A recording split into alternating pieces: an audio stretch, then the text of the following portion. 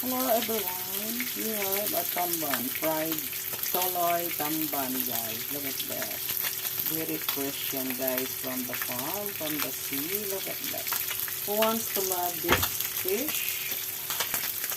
This is the one to make sardines. This fish is mixed sardines, this, guys. Thank you so much for watching. This one, guys, is for the Tamban. Enjoy watching. God bless us, guys. Luto na po yan, guys. Maluluto na po yan. Okay. I'm supposed to get it.